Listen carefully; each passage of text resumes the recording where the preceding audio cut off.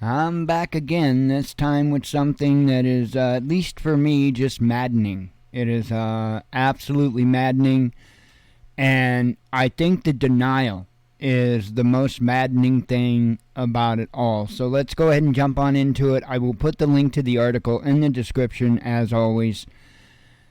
CDC probing 109 liver illnesses in kids, including 5 deaths. So let's go ahead and read the first couple of paragraphs, and I'll ask my first question.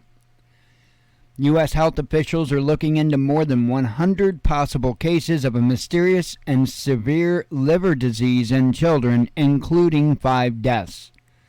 About 24 states reported suspected cases at the Centers for Disease Control and Prevention put out a call for doctors to be on the lookout for surprising cases of hepatitis. The cases date back to late October in children under 10. So far, only 9 cases in Alabama have been confirmed. Since October, you say?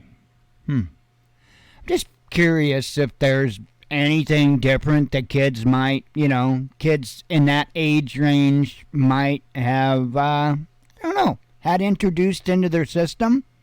I don't know. I mean, just let's read on. It says, we are casting a wide net to broaden our understanding, the CDC's Dr. J. Butler said Friday. What's causing the illnesses isn't clear. Adenovirus was detected in half the children, but we do not know if it's the cause, he said.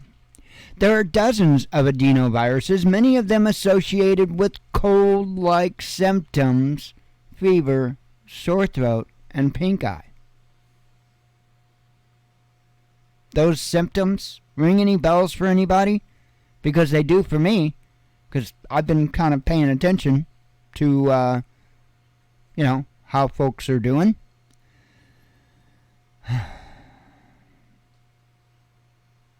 Some versions can trigger other problems, including inflammation in the stomach and intestines.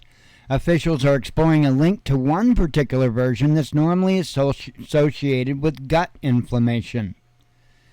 U.S. health officials haven't seen evidence of an unusually large wave of adenovirus infections, although many doctors don't usually test for it. This week, the World Health Organization officials said they had reports of almost 300 probable cases in 20 countries. So again, I will ask you, what's happened in that time period? What's different? What's different that's been introduced into these children's systems? To me, is what it is. But here, let's continue on, because they do bring it up. Of course, they got to dispel any belief of what, The mystery goes back to November, when Alabama health officials began looking into the first of 9 cases of severe hepatitis in children in that state.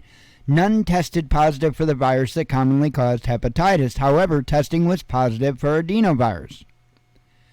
Butler said none of the Alabama children were vaccinated against COVID-19. That has been ruled out as a possible cause, and we hope this information helps clarify some of the speculations circulating online. Well, first of all, I'm not going to believe a word of what you say as to whether they were or were not vaccinated, because you've lied this entire time. For over 2 years now, you've done nothing but lie to us. I am not going to believe it now when you tell me that, none of them were vaccinated. And then I've got another suggestion beyond that. We brought up the question of shedding when it comes to these quote-unquote vaccines. We brought up the question of shedding. So is shedding a possibility here, since, the cold-like symptoms and all that kind of stuff? Shedding? Could that have caused it? Because I think that we have decades to go of finding out about what damages have been caused here. Man, this should have never been brought upon the children. Shalom.